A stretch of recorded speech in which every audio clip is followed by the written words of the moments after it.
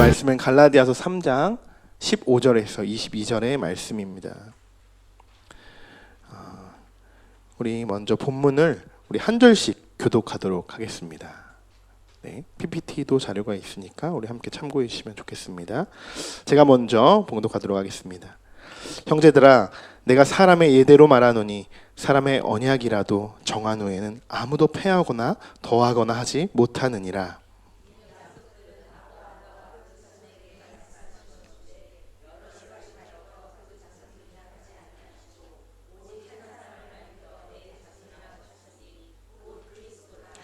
내가 이것을 말하노니 하나님께서 미리 정하신 언약을 430년 후에 생긴 율법이 폐기하지 못하고 그 약속을 헛되게 하지 못하리라.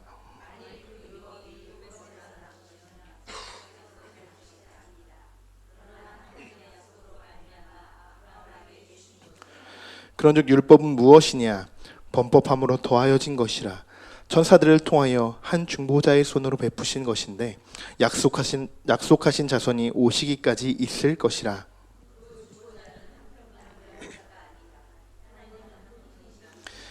그러면 율법이 하나님의 약속들과 반대되는 것이냐? 결코 그럴 수 없느니라. 만일 능히 살게 하는 율법을 주셨더라면 의가 반드시 율법으로 말미암았음이라.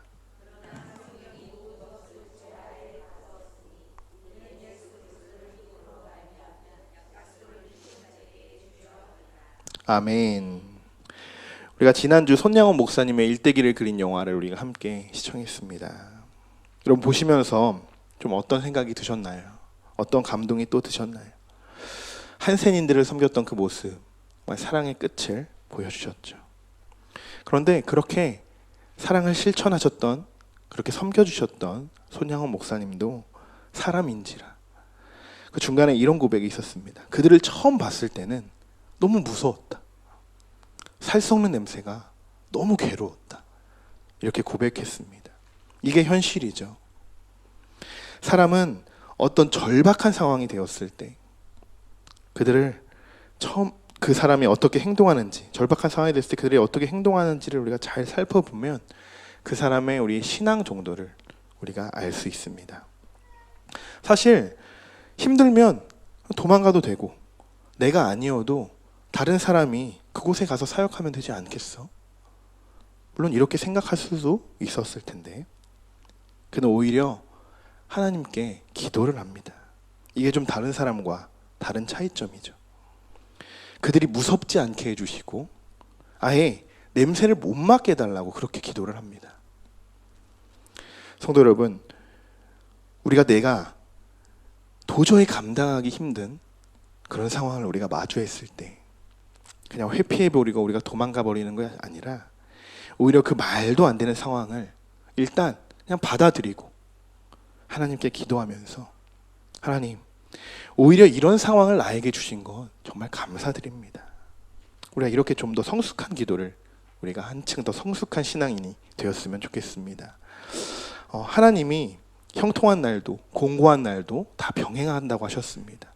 그런 하나님을 의지하고 신뢰하고 우리가 나아간다면 반드시 하나님께서 축복의 통로로 우리를 인도하여 주실 줄 믿습니다.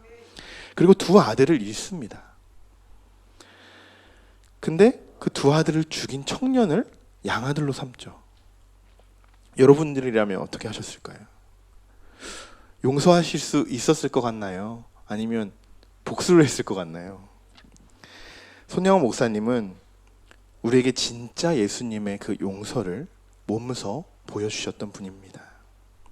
이런 사랑과 용서와 순교, 율법적으로는 아무리 생각해도 불가능합니다. 이것은 예수 그리스도의 복음만이 가능케 하는 능력인 줄 믿습니다. 제가 이게 수요 예배 때마다 갈라디아서의 말씀을 이렇게 함께 전하고 있는데요. 제가 구원은 어떻게 얻을 수 있다고 말씀드렸나요? 율법으로 인한 구원인가요? 아니면 믿음으로 인한 구원인가요? 믿음으로 인한 구원이죠. 그렇다면 여러분은 구원받을 만한 믿음을 가지고 계신가요? 다시 한번 질문을 하겠습니다. 여러분은 구원을 받을 만한 믿음을 가지고 계신가요? 아멘. 자, 그러한 믿음이 우리가 조금이라도 있다면 그 믿음을 그냥 여러분 안에만 그냥 가둬두시면 안 됩니다. 그냥 묵혀두시면 안 됩니다. 그 믿음을 어떻게 해야 되냐? 실천으로 바꿔야 됩니다. 그래야 하나님의 축복이 여러분에게 임하게 되는 것입니다. 제가 손양원 목사님의 영화를 여러분들에게 보여드린 이유가 바로 그것인데, 그냥 믿음만 있다고 그냥 내 안에 나 그냥 하나님이랑 그냥 잘 그냥 믿고 있다고 그냥 그렇게만 묵혀두는 것이 아니라, 나는 그 믿음으로 나는 죽고 예수로 사는 사람. 저는 이 영화를 여러분이 보시면서 이 부분을 우리가 함께 느끼고 또한 돌아보는 시간이 되길 우리는 그렇게 깨닫기를 원했습니다. 여러분, 이제 여러분의 차례입니다. 우리가 나는 죽고 예수로 사는 사람, 기독교인이 저는 이 인생의 모토를 갖고 살아야 된다고 생각합니다. 이것이 없다면 세상 사람들과 뭔가 다를 게 있겠습니까? 여러분의 믿음을 통해서 여러분의 주변과 환경이 변화될 줄 믿습니다. 그리고 하나님께 이렇게 한번 기도해 보셨으면 좋겠는데, 하나님 나를 사용해 주세요. 우리가 이렇게 기도했으면 좋겠습니다. 아브라함과 같은 축복이 저에게도 임하게 해주세요. 우리가 이렇게 간구한다면 하나님은 분명히 여러분을 축복의 통로로 사용하실 것입니다. 오늘 본문에서 바울은 성경의 교훈뿐 아니라 보편적으로 알고 있는 그런 사람들의 일반적인 관례들을 가지고 오늘은 진리를 강조하고 있습니다. 자, 먼저 우리 15절의 말씀을 함께 읽어보겠습니다. 형제들아, 내가 사람의 예대로 말하노니 사람의 언약이라도 정한 후에는 아무도 패하거나 더하거나 하지 못하느니라. 아멘. 바울이 일반적인 예를 한 가지 들어서 지금 설명을 합니다. 말씀 중간에 사람의 언약이라는 말이 나오죠. 그리고 한 번 정한 것은 없앨 수도 없고 더할 수도 없다, 이렇게 이야기합니다. 여기서 말하는 언약은 우리가 원어로 다른 말로 또 해석을 해본다면 유언이라고 이렇게 번역을 할 수 있습니다. 여러분 유언장 써보셨죠? 네, 깜짝 놀라시는 분들도 있으신 것 같은데, 제자훈련을 받으신 분들은 무슨 말인지 아실 겁니다. 제자훈련 중간에 유언장을 써보는 시간이 있습니다. 써보신 분들은 어떠셨나요? 써보신 분 한번 손 들어보실까요? 네, 써보신 분, 우리 권사님 어떠셨어요? 유언장 쓰시면서? 네, 눈물부터 나왔습니다. 엄청 슬픕니다. 네, 저희 청년부에서도 한번 유언장을 쓰는 시간이 되었는데 한마디도 못하고 울음바다가 되어버리는 상황이고, 네, 1시간 동안 울음바다만 되고 그냥 끝나버리는 시간이 되었는데 굉장히 슬픕니다. 왜 이렇게 슬플까요? 마지막이기 때문이죠. 더 이상 고칠 수도 없고, 마지막으로 내가 이 생에 있을 때 마지막으로 우리가 기록하는 거기 때문입니다. 유언장을 한 번 쓰면 다시 고칠 수가 없습니다. 바울은 이런 유언장을 예시로 들어서 오늘 설명을 하고 있는 겁니다. 근데 지금 바울이 그것을 통해서 무엇을 설명하라고 하는 걸까? 우리 17절, 이번엔 17절을 한번 같이 읽어보겠습니다. 내가 이것을 말하노니 하나님께서 미리 정하신 언약을 430년 후에 생긴 율법이 폐기하지 못하고 그 약속을 헛되게 하지 못하리라. 아멘. 하나님께서 정하신 그 언약을 430년 후에 생긴 율법이 감히 손을 댈 수 있냐? 율법은 폐기할 수도 없고 하나님의 약속 또한 헛되게 하지 말라. 바울은 이것을 오늘 이야기하고자 하는 것입니다. 자, 그럼 여기서 약속은 어떤 것을 말하냐? 우리 16절도 같이 읽어보겠습니다. 이 약속들은 아브라함과 그 자손에게 말씀하신 것인데 여럿을 가르쳐 그 자손들이라 하시, 오직 한 사람을 가리켜 내 자손이라 하셨으니 곧 그리스도라. 아멘. 자, 갈라디아서 우리 3장 앞부분의 설교와도 맞물리는 내용입니다. 믿음의 조상이라고 하면 누가 떠오른다고 했을까요? 아브라함이죠. 자, 아브라함은 대표적으로 두 가지의 축복을 받았다고 했습니다. 땅과 자손의 축복이죠. 그리고 아브라함 자손에서 누가 나온다고 했었죠? 예수 그리스도가 나온다고 했습니다. 아브라함 믿음으로 하나님께 이런 귀한 축복을 받았습니다. 그리고 하나님은 아브라함에게 약속하셨죠. 내가 내게 복을 주고 내 이름을 창대하게 하리니 너는 복이 될지라. 이렇게 하나님이 아브라함에게 약속하셨습니다. 그 약속의 증거로 그 가문에서 예수 그리스도가 나오게 된 것입니다. 자, 우리가 오늘 첫 번째로 살펴볼 부분은 약속이라는 부분입니다. 오늘 본문 앞부분에서 바울이 말하고자 하는 것은 굉장히 간단합니다.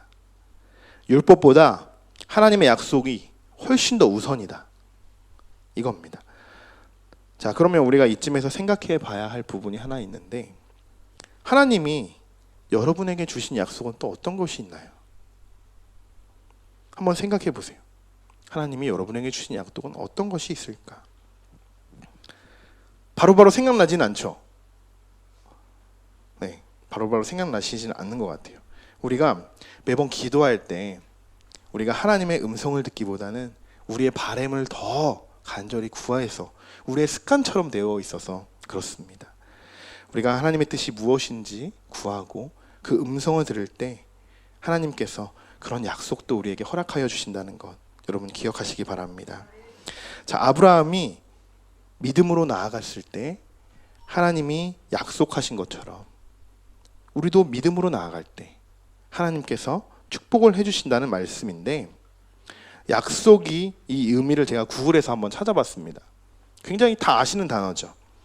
자, 뜻이 이렇습니다. 미리 정하여 두는 것, 이루어지를 미리 담보하는 마음의 다짐. 자, 공통점이 있죠. 미리라는 겁니다. 미래, 시점이 지금 미래에 있다는 겁니다. 자, 이런 약속은 대부분 언제, 누구랑 합니까? 배우자랑 할 수도 있고, 친구들이랑 할 수도 있고, 자녀들이랑 할 수도 있고, 우리가 수많은 관계 속에서 수많은 약속들을 하죠. 아주 간단한 약속부터 인생을 바꿀 만한 약속까지도 우리는 하게 됩니다. 저의 인생에서 가장 큰 약속은 2014년 12월 13일 오후 12시였습니다. 네, 제가 결혼한 날이죠. 네. 저는 이날 신부 어용주 양을 저희 아내로 맞이하고 평생 사랑하기로 그렇게 약속을 했습니다. 너무나도 멋진 약속이죠. 네, 남의 일이라고 그렇습니다. 네, 너무나도 멋진 약속입니다. 네, 약속은 굉장히 멋진 거예요. 왜냐? 아까 보셨다시피 약속이라는 것은 미래에 벌어질 그런 일들을 마음속으로 이미 다짐을 하고 시간이 지나서 서로 다짐한 것이 행동으로 옮겨졌을 때, 실천으로 옮겨졌을 때 약속이 이루어지기 때문이죠. 그런데 이런 멋진 약속 뒤에 함께 따라오는 것이 있습니다. 이것은 약속이랑 항상 붙어 다녀요. 뗄래야 뗄 수가 없는 그런 관계죠. 이게 없으면 약속이라고 할 수도 없습니다. 그리고 약속을 하는 순간 이게 생기게 되는데 뭘까요? 네, 맞습니다. 책임감. 책임감이 바로 뒤따르게 되죠. 자, 어느 한 기자가 쓴 글인데요. 약속에 관한 글입니다. 우리 한번 같이 읽어보겠습니다. 약속이 지켜지는 세상, 그리고 자신이 한 약속에 대해서 책임을 지는 사람들이 살아가는 세상, 그런 세상이 그립다. 말을 함부로 해놓고 지킬 줄을 모른다면, 그리고 책임질 자리에 앉아 있으면서도 자리에 대한 약속을 지키지 못한다면 그런 사람들이 살아가는 세상이란 무슨 내일이 있겠는가? 오늘 곰곰이 가슴에 손을 얹고 생각해보자. 과연 나는 약속을 제대로 지키고 살아가고 있는지, 또한 그 약속에 대한 책임을 지고 있는지 말이다. 굉장히 공감이 가는 글입니다. 여러분들은 약속을 잘 지키시는 편이신가요? 네, 조용해졌습니다. 특히 시간 약속. 우리 크리스찬들이 가장 중요하게 지켜야 될 약속은 이 시간 약속이죠. 왜냐? 우리는 예배 시간이 있기 때문에. 네. 자, 저는 성격이 원래 미리미리 하는 편이어가지고 좀 늦으면 원래 안 됩니다. 막 시간이 촉박해지면은 막 불안해지고 막 정우한테 막 화도 내고 그렇습니다. 제 스스로 막 스트레스를 받게 되죠. 참 피곤한 성격입니다. 여러분, 약속은 지키라고 있는 거죠. 저는 중학교 때 가장 친한 친구 한 명이 있었는데, 근데 그 친구의 가장 큰 단점, 장점도 이만큼 있는데 가장 큰 단점이 하나가 있었는데 시간을 잘 못 지키는 거였어요. 그 약속 시간 약속을 잘 지키는 거 뭔가 이것도 습관인 것 같은데, 그 친구를 최소한 30분 이상을 기다려야 됩니다. 시간을 아예 막 이렇게 모임을 했을 때는 아예 시간을 그 친구에게만 따로 알려주고 우리끼리 따로 잡고 막 이러기도 했습니다. 자, 그런데 제가 그래도 친한 친구니까 그러면 안 되겠다. 그래서 제가 정말 조심스럽게 자, 우리가 이제 정말 친구들이니까 시간 약속에 대해서 정말 잘 지켜줬으면 좋겠다. 이렇게 화내지 않고 잘 얘기했습니다. 그리고 그 친구도 알겠다고 하고 받아들여줬습니다. 자, 그리고 며칠 뒤에 그 친구와 만나기로 하고 약속 장소에 나갔습니다. 어떻게 됐을까요? 네, 이 친구가 역시나 나타나진 않았습니다. 그래서 제가 또 그 사전에 그렇게 얘기한 것도 있고 그 친구와 또 약속한 것도 있는데 그러면 안 되겠지. 그래서 제가 언제 오나 무작정 한번 기다려봤습니다. 언제 그 친구가 나타났을까요? 30분? 네, 믿음이 부족하십니다. 4시간 뒤에 나타났습니다. 4시간 뒤. 그 다음에 그 친구와 저의 사이는 어떻게 됐을까요? 네, 멀어졌습니다. 당연히 틀어졌죠. 그때는 용서고 뭐고 없었습니다. 그냥 틀어지고 마는 거였죠. 여러분도 저처럼 이렇게 비슷한 경험이나 뭐 더한 경험을 많이 하셨을 텐데, 약속은 우리가 살아가면서 저는 이게 최소의 법칙이라고 생각합니다. 우리가 약속 안 지킨다고 우리가 이렇게 쇠고랑 차고 들어가지는 않잖아요. 근데 다른 사람의 마음에 상처를 주게 되고 아픔을 줄 때가 있습니다. 약속에는 분명히 책임감이 따르게 됩니다.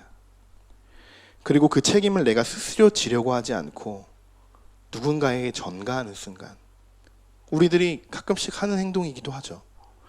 그렇게 책임을 전가하는 순간 세상은 온통 혼돈에 빠지게 됩니다.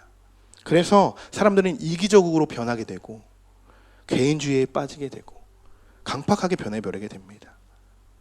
내가 지키지 않은 약속인데 내가 잘못했어도 내가 책임을 지지 않으려고 하면 내가 잘못해서 네가 잘못한 거야. 이렇게 되는 상황들이 우리 지금 이 세상에 굉장히 많이 있죠. 지금 우리가 살아가는 이 세상도 굉장히 많이 시끄럽죠. 다 그들이 내세운 공약들을 지키지 않아서, 그들이 하겠다고 한 약속들을 지키지 않아서 이렇게 벌어지는 일들입니다. 약속은 함부로 해서도 안 되고 지킬 수 없으면 어떻게 해야 될까요? 아예 하지를 말아야 합니다. 인간은 아무리 완벽하다고 해도 100% 지킬 수가 없습니다. 약속도 다 지킬 수가 없다는 이야기입니다. 자, 보세요. 뭐랑 비슷하죠, 지금? 약속이? 율법과도 상당히 비슷합니다. 그래서 바울이 이 약속에 대해서 지금 비교해서 말씀을 하고 있는 겁니다. 자, 그러면 하나님의 약속은 어떨까요? 하나님은 우리에게 약속한 것을 끝까지 책임져 주시는 분이십니다. 그리고 하나님의 약속은 한치의 오차도 없이 이루어집니다. 약속을 온전히 지킬 수 있는 분, 100% 완전하게 지킬 수 있는 분은 오직 하나님 한 분밖에 없으십니다. 여러분, 오늘 하나님의 말씀을 통해서 하나님이 여러분에게 주신 약속이 어떤 것들이 있는지 여러분 꼭 찾아보셔야 됩니다. 그리고 여러분이 하나님께 또 서원한 것들, 하나님이 여러분에게 축복을 준다고 약속하신 것도 분명히 있을 텐데, 근데 여러분도 하나님께 서원하고 약속한 것들이 분명히 있으실 겁니다. 그것도 한번 우리가 돌아보면서 그 약속이 잘 지금 지켜지고 있는지 한번 돌아보면 좋겠습니다. 자, 오늘 두 번째로 살펴볼 부분인데요. 우리 19절을 함께 읽어보겠습니다. 그렇다면 율법은 무엇을 위해 있습니까? 율법을 사람에게 주신 것은 하나님께서 약속하신 아브라함의 특별한 자손이 오실 때까지 죄가 무엇인지 밝히기 위해서입니다. 율법은 하나님께서 중보자의 손을 빌어 천사들을 시켜 만든 것입니다. 아멘. 이 말씀이 조금 어려워서 제가 아주 쉬운 성경으로 본문을 좀 이렇게 보여드렸는데요. 제가 이 말씀을 세 단락으로 한번 나눠봤습니다. 밑에 PPT 여기 자료 밑에 보시면 1, 2, 3 이렇게 해가지고 세 가지로 나눠드렸는데, 이 말씀을 우리가 어떻게 쉽게 한번 이해해보고 정확히 한번 이해해보려면 3번부터 이렇게 거꾸로 우리가 해답을 찾아 올라가면 이게 무슨 말인지 우리가 쉽게 알 수 있는데, 자, 우리 3번부터 한번 해보겠습니다. 율법은 하나님께서 중보자의 손을 빌어 천사들을 시켜 만든 것입니다. 아멘. 자, 율법은 누가 만들었나요? 네, 율법은 바리새인들이 그냥 만들었다고 생각하신 분들이 있어요. 가끔. 근데 오늘 말씀 보면 하나님의 천사들의 손으로 만드셨다 이렇게 되어 있죠. 지금 바울이 이야기하는 율법은 구약 시대의 율법들을 이야기하고 있는 것입니다. 이것을 신학적으로 토라라고 부르죠. 모세 오경을 그렇게 토라라고 부릅니다.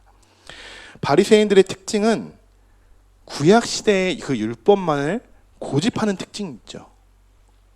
아이러니한 것은 구약 시대에 예언된 예수 그리스도를 인정하지 않는다는 것입니다. 어쨌든 오늘 이야기하고자 하는 것은 율법은 하나님이 만드신 것이다. 이것을 우리가 기억해야 됩니다. 자, 두 번째 2번을 한번 읽어보겠습니다. 율법을 사람에게 주신 것은 하나님께서 약속하신 아브라함의 특별한 자손이 오실 때까지 죄가 무엇인지를 밝히기 위해서입니다. 네. 자, 율법은 누가 만들었다고 했죠? 하나님. 그 만드신 율법은 누구한테 줬죠? 사람. 네, 율법을 사람에게 주신 것은이라고 되어 있죠. 자, 근데 율법 그 본문을 자세히 보시면 율법에 기한이 있어요. 언제까지인가요? 특별한 자손이 오실 때까지. 네. 특별한 자손은 누구를 말하는 걸까요? 예수 그리스도. 자, 무엇을 위해서 율법을 주셨죠? 죄가 무엇인지를 밝히기 위해서. 이 부분이 굉장히 중요한 부분입니다. 예수 그리스도를 기준으로 예수님이 이 땅에 오시기 전과 이 땅에 오신 후의 차이점이 있는데, 오시기 전에는 율법이 죄를 판단하는 기준이었습니다. 지금 유대인들이 예수님을 인정하지 않는 것도 이러한 이유 중에 하나죠. 그리고 구약 시대의 바리새인들은 그것을 지키기 위해 아주 온 힘을 다한 겁니다. 그런데 문제는 예수 그리스도가 이 땅에 온 이후가 문제라는 겁니다. 예수님이 오시기 전에는 율법이 죄를 판가름한다고 했죠. 그런데 이게 언제 뒤집어지냐? 예수님이 이 땅에 오시는 순간 율법은 더 이상 효력을 발휘할 수 없게 됩니다. 왜냐? 예수 그리스도 자체가 완전한 율법이기 때문입니다. 완전한 율법에 대해서 구약 시대나 신약 시대나 동일하게 말하고 있는 것이 있습니다. 뭐냐? 율법을 온전히 지키는 자는 구원을 받을 수 있다. 이것입니다. 그런데 우리는 인간이고 연약하기 때문에 그것을 지킬 수가 없습니다. 그래서 아까 앞에서도 말씀드렸죠. 율법도 또 약속도 우리는 100%다 지킬 수가 없다고 말씀드렸습니다. 자, 그럼 마지막 세 번째 부분도 한번 살펴보겠습니다. 1번이 되겠죠. 율법은 무엇을 위해서 있겠습니까? 자, 이미 앞에서 말씀드렸죠. 우리에게 율법을 주신 이유는 죄가 무엇인지 밝히기 위해서다라고 말씀드렸습니다. 2번과 3번을 축약해보면 오늘 바울이 우리에게 말하고자 하는 이 결론이 나오게 되는데 바로 이것입니다. 우리 한번 같이 읽어볼까요? 예수 그리스도는 죄를 판단하는 기준이다. 아멘. 여러분, 이것이 우리가 예수님의 십자가를 짊어지고 걸어가야 하는 이유입니다. 정리를 해보면 구약시대의 율법은 하나님이 만드신 율법이고, 신약시대의 율법은 예수 그리스도 자체가 되는 것이죠. 그러면 예수님이 오시기 전과 오신 후에 율법을 하나로 보기 좋게 묶어놓은 게 있습니다. 뭘까요? 여러분 앞에 있는 성경. 우리 21절과 22절을 우리 함께 읽어보겠습니다. 만약 사람에게 생명을 주는 율법이 있었다면 우리는 그 율법을 지킴으로써 의롭다함을 얻었을 것입니다. 성경은 온 세상이 죄에 갇혀 있다는 것을 보여주었습니다. 이는 믿음을 통한 약속을 주시기 위한 것으로 오직 예수 그리스도를 믿는 사람들만 받을 수 있습니다. 아멘. 마지막으로 제가 성경에 대해서 몇 가지만 말씀을 드리고 오늘 말씀을 마치도록 하겠는데요. 여러분, 성경에 대해서 잘 알고 있다고 생각하는 분 계세요? 물론 어성경이나 여러 가지 성경적인 프로그램들이 굉장히 많습니다. 그걸 통해서 우리가 공부하신 분들도 계실 건데, 그런데 대부분은 성경에 대해서 잘 모릅니다. 신학교에 나온 신학생도 사실 성경에 대해서 잘 모릅니다. 학교에서는 신학학을 가리키기 때문에 성경에 대해서는 잘 모르는 것이 사실 대부분입니다. 우리는 성경에 대해서 약간 어쩔 때는 이렇게 등한시하는 경우가 우리가 자연스럽게 있는데, 그것이 왜 그러냐면 정말 하나님의 말씀, 이 성경이 우리에게 어떤 능력으로 다가오는지 그것을 느끼지 못하기 때문에 우리가 성경을 등한시한다라는 것이죠. 여러분, 우리가 오늘 이후부터는 이 성경에 대해서 조금은 진지하게 생각해 봤으면 좋겠습니다. 성경은 하나님에 대해서 인간이 알 수 있는 모든 것을 기록하고 담겨져 있는 책입니다. 창세기부터 요한계시록까지 처음과 나중, 그래서 알파와 오메가라고 하죠. 하나님의 모든 뜻과 계획이 담겨져 있는 책이 바로 성경이라는 거예요. 어떠한 훌륭한 신앙서적도 이 성경을 따라올 수가 없죠. 우리가 하나님을 믿는다고 하지만 우리가 성경을 읽지 않고 보지 않는다, 앞뒤가 맞지 않는 거죠. 또 구원을 받았지만 성경 안에 있는 내용대로 우리가 살지 못한다, 이것도 말이 안 됩니다.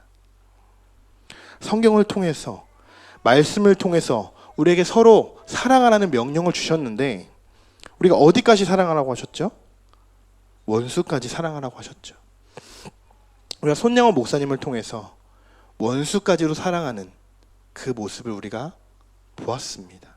우리가 간접적으로 체험을 했습니다.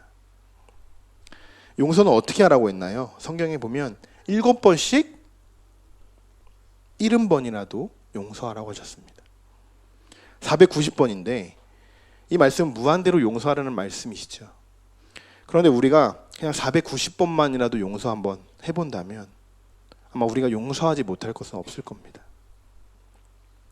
성경은 온 세상이 죄에 갇혀 있다는 것을 보여주고 있습니다. 성경을 여러분 앞에, 여러분 성경 한번 들어볼까요? 여러분이 갖고 계신 성경을 한번 들어보고 한번 이렇게 거울이라고 하고 생각하고 한번 이렇게 한번 비춰보세요. 네. 그러면 뭐가 보이세요? 여러분의 죄가 보일 겁니다. 여러분이 매일 아침마다 이렇게 거울을 들고 볼 때 이쁘다 이쁘다 하고 아름다움이 보이지만 이 성경을 들고 여러분들의 얼굴을 보는 순간, 마음에 비춰보는 순간 우리들의 죄가 비춰질 것입니다. 여러분의 모습을 세상에 자꾸 맞추려고 하지 말고 여러분들이 지금 손에 들고 있는 이 마음에 새기고 있는 성경에 여러분의 모습을 맞춰가시기를 소망합니다. 말씀을 마치겠습니다. 바울은 지금 갈라디아 교인들이 율법주의자들로부터 지금 인해서 정신을 차리지 못하고 있을 때 그들이 죄인이라는 것을 그들 스스로 깨닫게 하기 위해서 오늘 약속과 율법 그리고 성경에 대해서 설명을 하고 있습니다. 제가 여러분에게 마지막으로 권면의 말씀을 드립니다. 오직 예수 그리스도가 여러분의 삶의 기준이 되시기를 소망합니다. 죄의 판단 기준은 누구라고 했죠? 예수 그리스도인 줄 믿습니다.